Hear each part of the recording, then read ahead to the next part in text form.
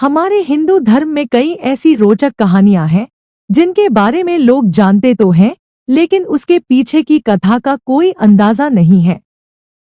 ऐसी ही एक कहानी है मां गंगा की। भारतीय इतिहास किसी विशाल समुद्र की तरह है, जिसे इतना समृद्ध बनाने में पौराणिक कथाओं का भी हाथ रहा है। ईसा और मूसा से लेकर राम और हनुमान तक भारत में हमें भगवान के कई रूप देखने को मिलते हैं और इनके बारे में हम पौराणिक ग्रंथों से जानते हैं।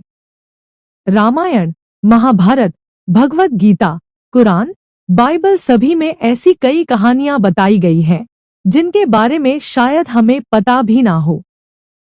ऐसे कई राज इन कथाओं में छुपे हैं जो धर्म की कड़ी को जोड़ते हैं।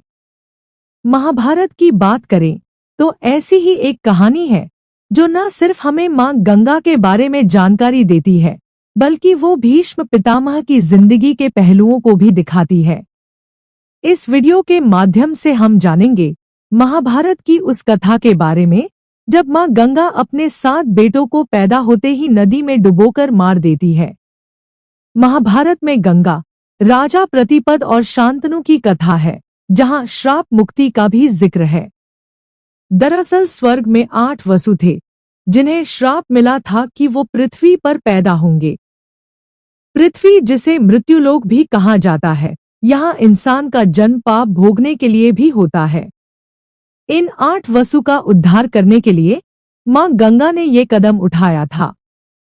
उन्हें अपने गर्भ से जन्म देकर गंगा ने अगले ही दिन मार दिया था, ताकि उनका पृथ्वी पर जन्म लेने का श्राप पूरा हो सके और वे सभी स्वर्गलोक में वापस जा सकें।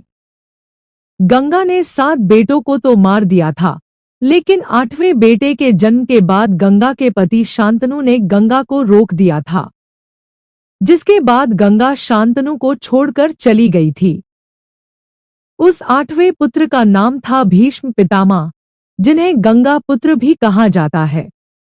ये थी गंगा की कथा, जिसे महाभारत में बताया गया है। पर गंगा ने जिन पुत्रों को नदी में डुबोकर श्राप से मुक्त किया था, वो लोग कौन थे, क्यों उन्हें श्राप मिला था?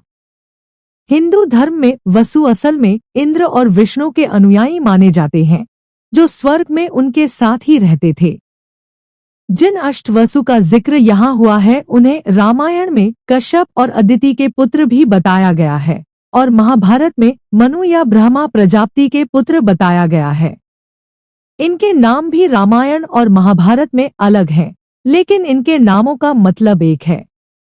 ये 8 वसु 8 अलग अलग चीजों को दर्शाते हैं, जैसे पृथ्वी, पानी, अग्नि, वायु, सूर्य, आकाश, चंद्रमा और सितारे। कैसे मिला था इन 8 वसुओं को श्राप? महाभारत के अनुसार इन 8 वसु में से एक, प्रभास की पत्नी द्यू ने एक दिन जंगल में एक गाय को देख लिया। ये गाय कोई आम गाय नहीं थी, बल्कि ऋषि वशिष्ठ की गाय थी, जिसे धरती पर उद्धार करने के लिए भेजा गया था। प्रभास ने अपने अन्य 7 भाइयों की मदद से इस गाय को चुरा लिया। ऋषि वशिष्ठ को जब ये पता चला तो उन्होंने इन सभी को श्राप दे दिया कि ये मृत्यु लोक में जन्म लेंगे। इसके बाद सभी वसु क्षमा के लिए ऋषि के पास पहुंचे। उन्होंने उनमें से 7 को ये कहा कि वो अपने जन्म के 1 साल के अंदर ही मृत्यु लोक छोड़ देंगे और इस श्राप का पूरा दंड प्रभास को भोगना होगा।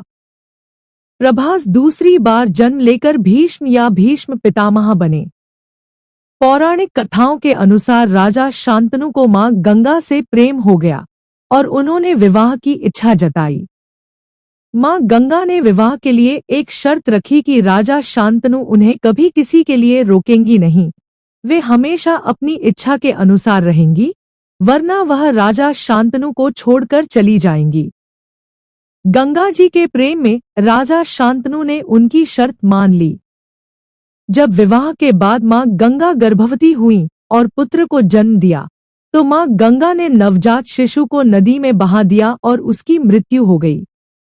इस तरह एक एक करके मां गंगा ने अपनी ही 7 संतानों की हत्या कर दी। राजा शांतनु अपने पुत्रों को मरता देख बहुत रोते और तड़पते थे। लेकिन शर्त के कारण राजा शांतनु बेबस होकर कुछ नहीं कर पाए।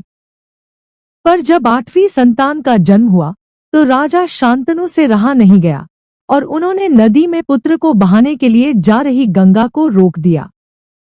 राजा शांतनु ने कहा कि अब मुझसे अपनी संतानों की हत्या नहीं देखी जाती, मैं अब ऐसा नहीं होने दूंगा। आप ऐसा करने के पीछे का कारण बताएं।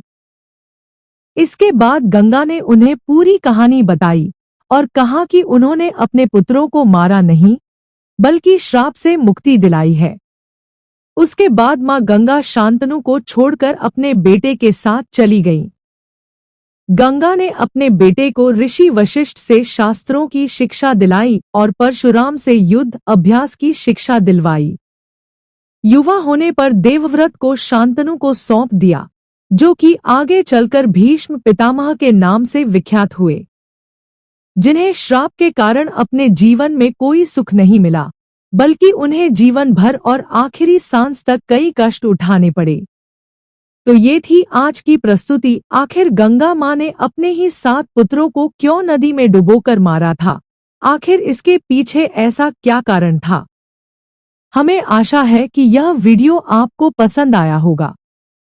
इसी तरह की और अधिक ज्ञानवर्धक और रोचक वीडियोज देखने के लिए कृपया डिवाइन उर्मी चैनल के साथ बने रहिए।